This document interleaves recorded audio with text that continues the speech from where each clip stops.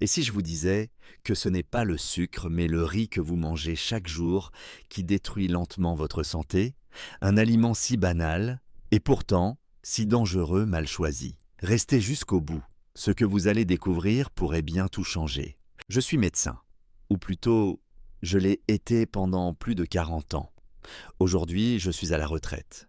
Mais il y a des vérités que je n'ai jamais pu oublier, des vérités qui me hantent encore. Pas celles des grandes urgences ou des diagnostics spectaculaires. Non, je parle ici de ces drames silencieux, ceux qui commencent dans l'assiette, chaque jour, sans bruit, sans douleur, mais qui finissent par coûter une jambe, une vue, un rein ou une vie. Combien de fois ai-je vu des patients entrer dans mon cabinet, l'air fatigué, les nerfs à fleur de peau, le regard inquiet. Et pourtant, ce n'était ni le tabac, ni l'alcool, ni la génétique qui les avait conduits là. C'était quelque chose de beaucoup plus insidieux, quelque chose qu'ils mangeaient chaque jour, quelque chose qu'ils pensaient inoffensif, banal, même sain. Du riz. Oui, vous avez bien entendu. Le riz. Cet aliment que l'on sert à nos enfants, à nos anciens, lors des fêtes, comme lors des jours ordinaires. Ce riz blanc, lisse, rapide à cuire, facile à digérer,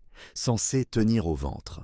Celui qu'on consomme sans poser de questions. Et pourtant, c'est là que tout commence. Le riz blanc raffiné agit comme une poudre douce dans le corps. Dès qu'il est digéré, il inonde le sang de glucose. Immédiatement, brutalement. Pour une personne diabétique ou en prédiabète sans le savoir, c'est un véritable poison lent. Mais personne ne vous l'a dit. Et pourquoi ? Parce que c'est culturel, parce que c'est universel, et surtout parce que personne n'a voulu remettre en cause ce qui semble si neutre. Mais moi, je l'ai vu. J'ai vu les membres amputés, les dialyses, les infarctus à 45 ans, les pertes de mémoire, les troubles de l'humeur. Les nuits blanches à cause d'une glycémie en montagne russe. J'ai vu des mères pleurer en silence parce qu'elles n'arrivaient plus à préparer un repas normal pour leur famille. J'ai vu des hommes perdre leur virilité sans comprendre que cela venait de l'alimentation. Et tout cela en silence, sans bruit, sans sang. Juste un bol de riz, tous les jours, pendant des années. Je ne suis pas là pour vous faire peur inutilement. Je suis là pour réveiller, pour dire ce que personne n'ose dire. Le riz que vous mangez peut détruire votre santé ou la sauver. Cela dépend uniquement du choix que vous faites. Car voici ce que j'ai découvert et que je veux aujourd'hui vous transmettre.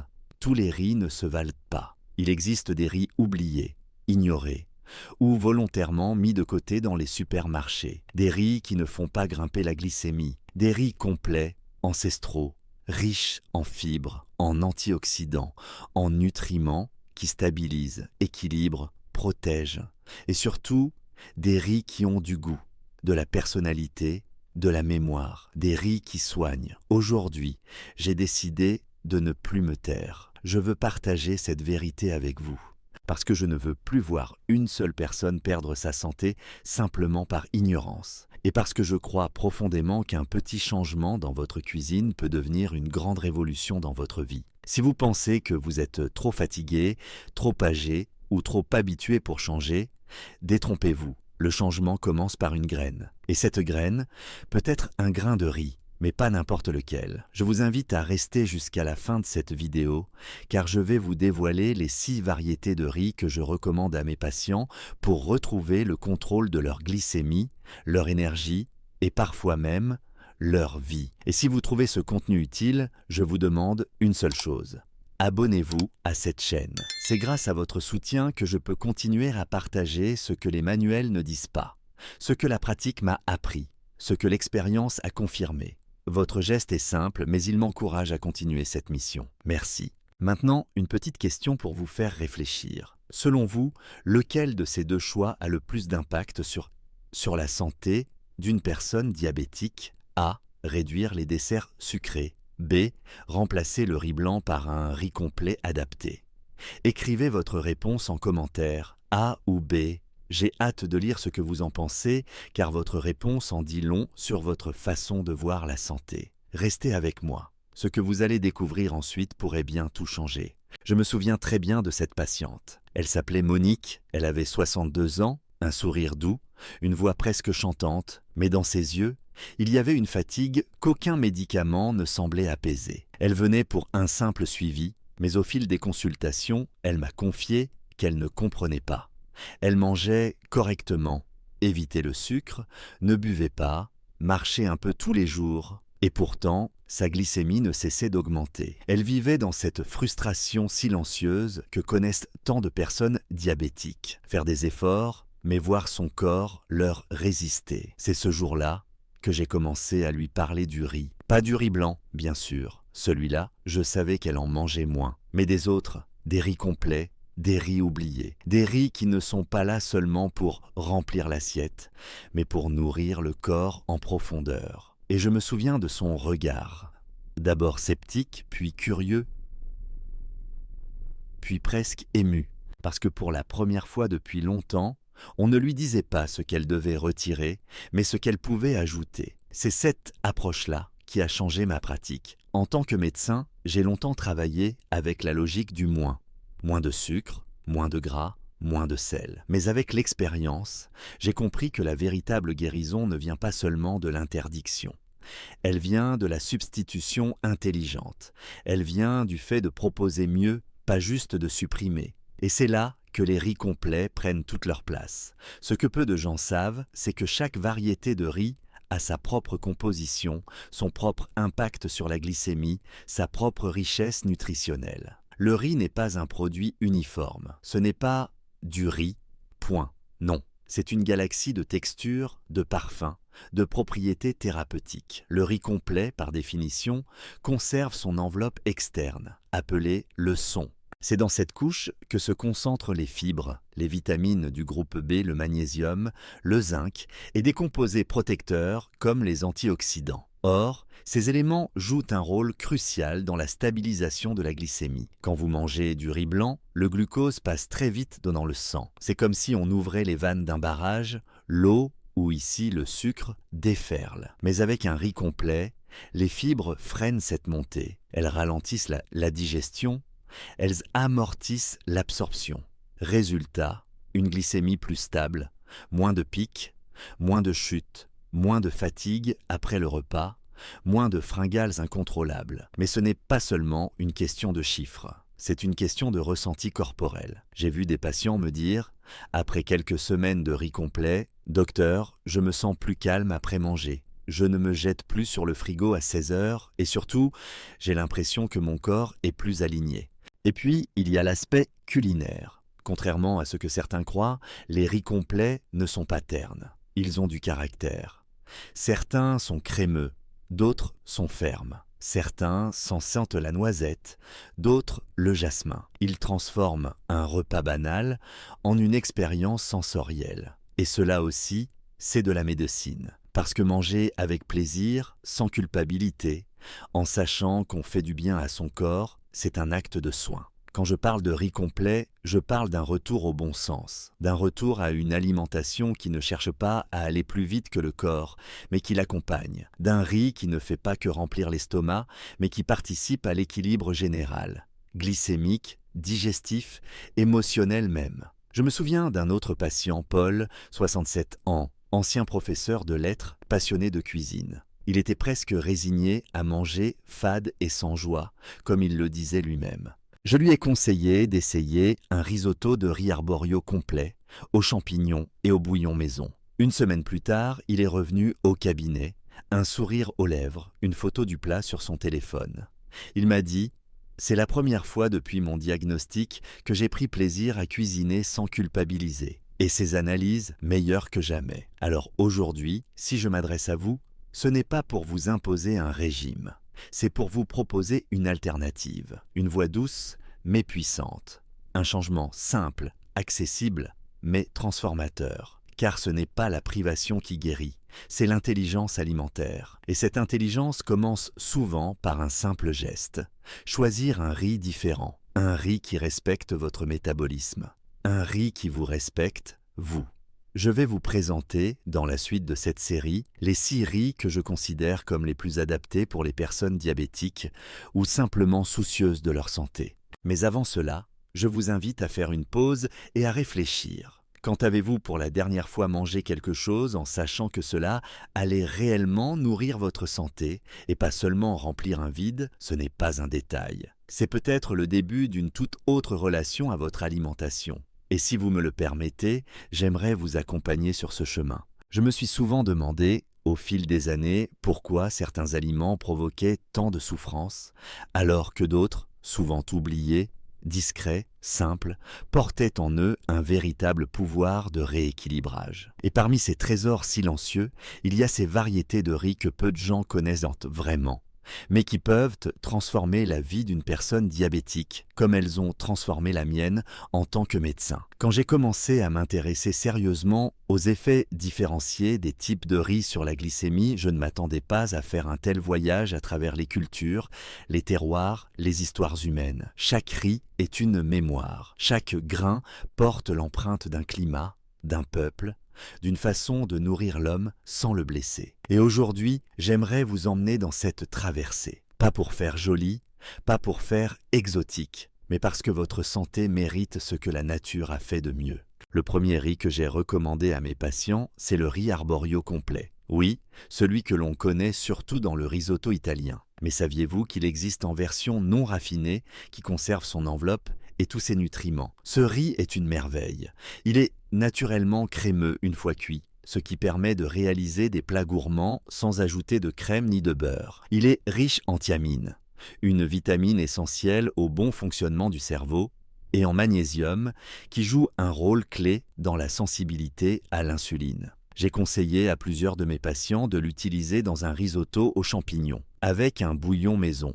Ils m'ont souvent rappelé plus tard que c'était l'un des plats qu'ils avaient préféré depuis leur diagnostic, parce qu'il était bon, parce qu'il faisait du bien. Puis, il y a le riz rouge. Ce riz, je l'ai découvert lors d'un séjour dans le sud-ouest, dans les Landes, auprès d'un petit producteur passionné. Sa couleur est déjà un signal. Ce rouge profond vient des anthocyanines, les mêmes pigments protecteurs que l'on trouve dans les myrtilles. Des antioxydants puissants qui réduisent l'inflammation et aident à protéger les vaisseaux sanguins. Pour une personne diabétique, c'est un allié de choix. Mais ce qui m'a le plus frappé, c'est son goût, léger, noisetté, avec une texture un peu ferme. Il se marie parfaitement avec des légumes rôtis, une touche d'huile d'olive, un peu de citron. J'ai souvent dit que ce riz réconciliait mes patients avec leur assiette. Il a ce don rare d'être à la fois médicinal et délicieux. Je ne peux pas parler de riz sans évoquer le riz noir, parfois appelé riz interdit. Autrefois réservé aux empereurs en Chine,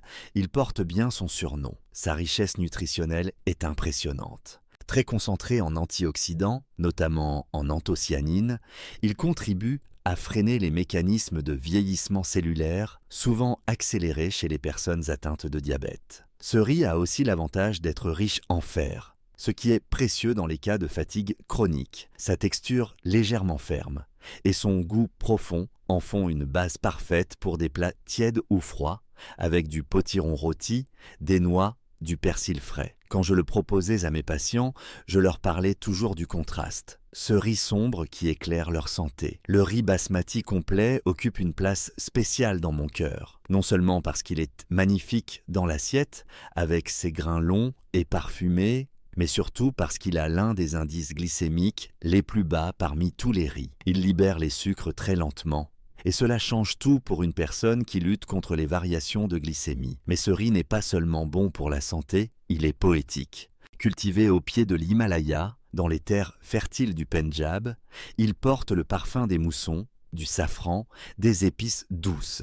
Il se prête à des plats traditionnels comme le biryani ou les curry-doux. J'ai conseillé à plusieurs familles originaires d'Inde ou du Pakistan de ne pas abandonner leur culture culinaire, mais simplement de revenir à cette version complète du riz basmati. Cela a été pour eux une façon de guérir sans renoncer à leur identité. Et puis, il y a le riz sauvage, un malentendu lexical, car ce n'est pas un riz à proprement parler, mais la graine d'une graminée aquatique originaire d'Amérique du Nord. Les Premières Nations le récoltaient à la main, avec une immense gratitude envers la nature. Ce riz est une bombe nutritionnelle. Riche en protéines végétales, en fibres, en antioxydants, il a cette capacité de rassasier profondément tout en protégeant les organes clés, cœur, rein, foie. Son goût légèrement grillé Sa texture croquante en font un accompagnement idéal pour des poissons grillés, des salades de légumineuses ou des soupes épaisses. Ce que j'aime dans le riz sauvage,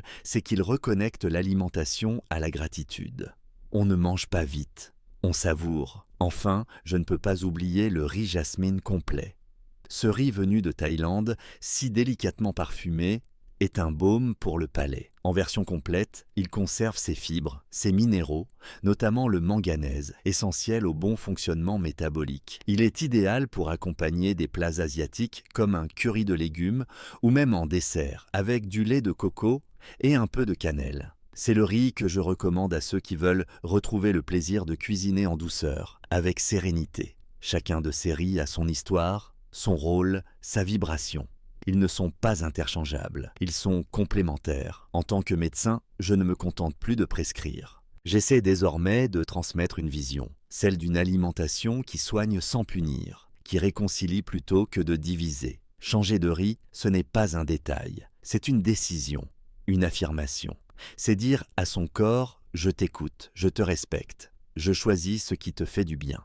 Et vous, parmi tous ces riz que je viens d'évoquer, lequel avez-vous le plus envie de goûter? Lequel résonne en vous comme un possible tournant? Réfléchissez-y, car parfois, le changement commence par un simple grain, un simple geste, un repas différent, et tout peut basculer, pour le mieux. Je l'ai été pendant plus de 40 ans. Mais aujourd'hui, ce n'est plus dans un cabinet que je soigne. C'est ici, par la parole, par le partage, par ces mots, que je vous écris avec lenteur et conscience. Je ne cherche pas à convaincre, encore moins à imposer. Je veux simplement vous accompagner, vous montrer un autre chemin. Et ce chemin passe par la table, par votre cuisine, par ces gestes quotidiens qui, sans bruit, transforment une santé. Depuis que j'ai commencé à parler du riz aux patients diabétiques, une question revient toujours, presque avec découragement. D'accord, docteur, mais comment je fais dans la vraie vie? Je sens dans cette question la fatigue d'avoir entendu trop de théories, trop de régimes impossibles à suivre, trop de prescriptions sans âme. Moi aussi, j'ai été ce médecin-là, celui qui croit qu'en disant « il faut », on obtient un changement. Mais avec le temps, j'ai appris que le changement réel, celui qui dure, commence par la simplicité, par une action faisable, par une modification douce des habitudes. C'est pour cela que je dis toujours, le riz complet n'est pas un luxe ni une contrainte. Il peut devenir une habitude, il peut s'intégrer dans votre quotidien sans bouleverser votre vie.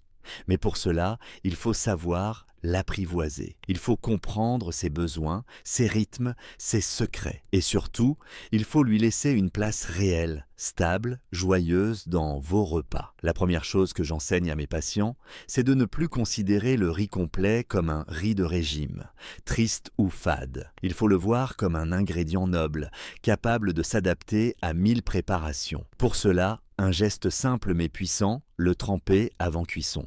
Cela permet non seulement de réduire le temps de cuisson, mais aussi de rendre ses nutriments plus disponibles et sa digestion plus douce. Un simple bol d'eau, quelques heures de patience, et le grain s'ouvre, se détend, comme un corps qu'on prépare à l'effort. Ensuite, je conseille toujours de cuisiner en quantité.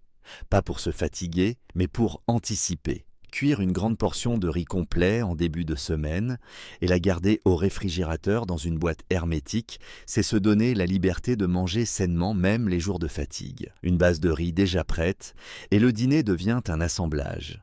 Quelques légumes, une cuillère d'huile d'olive, des herbes fraîches et c'est un repas complet, rassasiant, équilibré. Ce que j'aime faire avec mes patients, c'est leur proposer des rituels de repas simples, stables, rassurant. Je ne parle pas de planning rigide, mais d'une forme de rythme doux, presque musical. Par exemple, le lundi, un riz rouge aux légumes rôtis, avec un filet de citron. Le mercredi, un riz basmati complet, parfumé à la cardamome, accompagné de pois chiches mijotés. Le vendredi, un riz sauvage, avec du saumon au four et quelques amandes grillées. Le dimanche, un riz jasmin complet, cuit dans un bouillon de gingembre et servi avec un curry doux de légumes. Ces exemples ne sont pas là pour impressionner. Ils sont là pour montrer qu'il est possible de varier, de découvrir, de se nourrir avec conscience, sans se compliquer la vie. Le riz devient alors un fil conducteur, une base stable,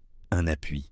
Et peu à peu, le corps le reconnaît. Il retrouve des repères, la digestion s'allège, les fringales s'apaisent, le sommeil s'améliore. Ce sont des signes subtils, mais puissants, des signaux que le corps nous envoie quand il est écouté. J'ai toujours dit que cuisiner, ce n'est pas seulement préparer à manger, c'est se redonner du pouvoir, c'est reprendre la main sur sa santé, mais sans violence, avec douceur, avec amour, avec une forme d'attention qui fait toute la différence. Et c'est cela que je vois chez ceux qui osent changer. Ils ne deviennent pas des patients modèles, ils deviennent des acteurs conscients de leur bien-être. Ils cuisinent avec curiosité, ils sentent ce qui leur fait du bien, ils osent. Un jour, un patient m'a dit « Vous savez, docteur, depuis que je fais mes courses différemment, j'ai l'impression d'avoir plus de dignité. » Cette phrase m'a bouleversé, car elle disait l'essentiel. Changer de riz, ce n'est pas juste changer de céréales, c'est choisir de se respecter, de ne plus subir, de ne plus se dire « je n'ai pas le choix ».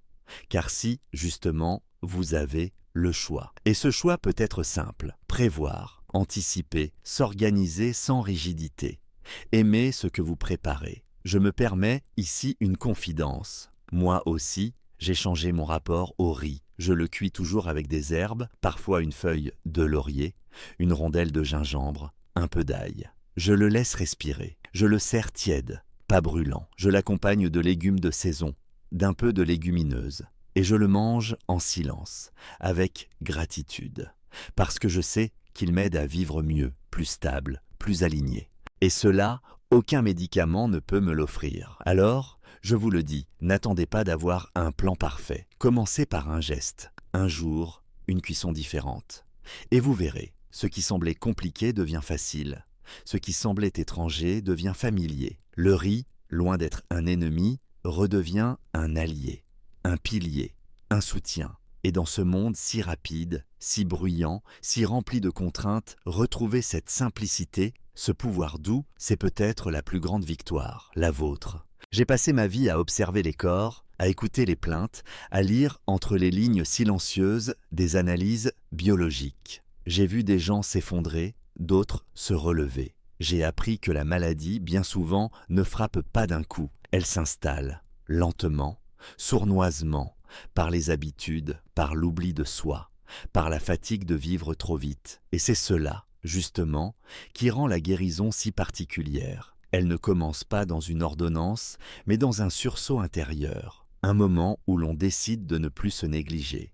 Un moment où l'on choisit de reprendre le pouvoir. Si vous m'avez écouté jusque-là, c'est que quelque chose en vous a déjà compris cela. Peut-être confusément, peut-être timidement, mais vous avez pressenti que vous pouvez faire autrement, manger autrement, vivre autrement, et que ce changement peut commencer par un simple grain de riz. J'ai toujours dit à mes patients que l'alimentation est l'un des rares espaces de notre vie où nous avons encore le choix. Un choix réel, tangible, quotidien. Vous ne pouvez pas changer la génétique, ni toujours éviter le stress, ni contrôler l'environnement. Mais vous pouvez décider, ici et maintenant, de ce que vous mettez dans votre assiette. Et ce choix, je vous l'assure, est loin d'être anodin. Quand une personne décide de remplacer le riz blanc industriel par un riz complet, riche, vivant, elle ne fait pas qu'un geste nutritionnel. Elle pose un acte symbolique. Elle dit à son corps « Je t'ai trop longtemps négligé, je ne t'ai pas entendu, mais à partir d'aujourd'hui, je veux t'accompagner. » Et je vous assure que le corps répond. Il le fait doucement, sans fanfare, mais avec constance. Il recommence à digérer mieux, à équilibrer le sucre dans le sang, à retrouver une clarté d'esprit, à faire la paix. Je me souviens d'un homme, Philippe, 58 ans, ancien chauffeur de bus, qui venait me voir pour une fatigue chronique. Son diabète était mal contrôlé depuis des années. Il prenait ses traitements, bien sûr, mais il se sentait prisonnier. Prisonnier de ses envies, de ses habitudes, de sa lassitude. Je lui ai parlé du riz, pas comme d'un aliment miracle, mais comme d'un point d'appui. Je lui ai dit « Et si on commençait simplement par changer ce riz que vous mangez chaque soir ?» Mécaniquement, sans y penser, il a essayé, avec scepticisme d'abord. Puis, semaine après semaine, il a noté qu'il avait moins faim l'après-midi, qu'il dormait un peu mieux, que son ventre était moins gonflé. Mais surtout, il m'a dit un jour « Je ne sais pas si c'est le riz ou le fait de m'être remis au centre. Cette phrase, je l'ai notée. Elle disait tout, car en réalité, ce n'est pas du riz dont il s'agit. C'est de nous, de notre capacité à nous accorder de la valeur, de l'attention, du soin. Dans cette société où tout va vite, où l'on mange debout, distrait, en scrollant sur un écran, choisir un riz nourrissant, le cuire avec patience, le parfumer avec des herbes, le servir chaud et simple, c'est un acte presque révolutionnaire. C'est une manière de dire « je reprends le temps, je reprends l'écoute, je reprends ma santé en main, je ne vous dirai jamais que cela suffit, qu'un riz, même le meilleur, peut tout réparer. Ce serait naïf. Mais je vous dirai ceci,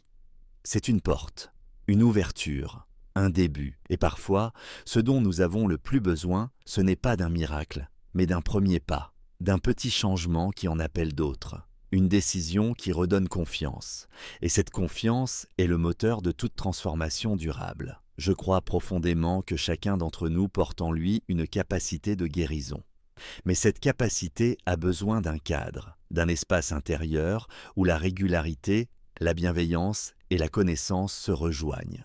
Mon travail, à présent, n'est plus de prescrire, il est de transmettre, de vous dire que vous êtes capable. Que la nourriture peut redevenir un langage entre vous et votre corps, un langage de respect, d'amour même. C'est pour cela que j'ai créé un petit guide, un recueil modeste mais profondément pensé qui rassemble 20 recettes à base de riz complet, des plats simples adaptés aux personnes diabétiques, mais aussi savoureux, colorés, vivants, des recettes qui n'oublient pas la joie de manger. Car guérir sans plaisir n'est pas guérir. Si vous souhaitez l'obtenir, je l'ai mise à disposition gratuitement dans le premier commentaire sous cette vidéo. C'est ma manière de prolonger ce dialogue avec vous, au-delà des mots. Et si vous avez envie d'aller plus loin, je vous invite aussi à découvrir la vidéo suivante que j'ai préparée. J'y parle d'un geste du matin, tout aussi simple, mais d'une efficacité étonnante pour stabiliser la glycémie. C'est la suite logique de ce que nous avons commencé ici ensemble. Je vous remercie du fond du cœur d'avoir pris ce temps avec moi. Ce n'est pas un hasard si vous êtes arrivé jusqu'ici.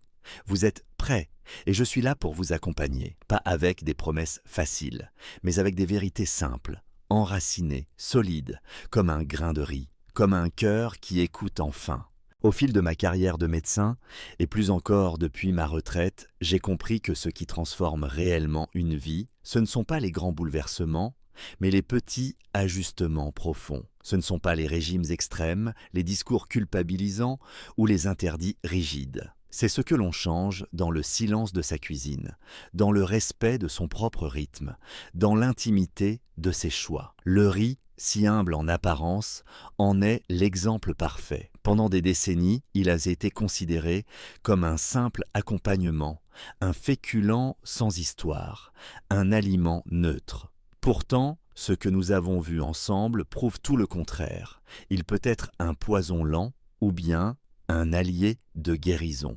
Tout dépend de sa forme, de son origine, de la manière dont il est intégré dans nos vies. Dans cette série, je vous ai parlé du pouvoir caché des riz complets, de leur variété, de leur texture, de leurs bienfaits concrets sur la glycémie, la satiété, la vitalité. Je vous ai raconté l'histoire de certains de mes patients qui ont repris confiance et énergie simplement en changeant ce grain quotidien. Je vous ai donné des outils pour les intégrer facilement à vos repas, sans dogme, sans frustration. Et aujourd'hui, alors que nous arrivons à la fin de ce parcours, je n'ai pas envie de conclure. J'ai envie de vous inviter à continuer. Car tout ce que vous avez appris ici ne vaut que si vous le mettez en pratique. Ce n'est pas dans la théorie que le corps guérit, c'est dans l'action, dans le geste, dans la main qui choisit un bon produit, dans le regard posé sur une assiette que l'on a pensée pour soi. C'est là que commence la vraie médecine, pas celle des hôpitaux, celle du quotidien, celle du respect. Je le dis avec humilité, moi aussi,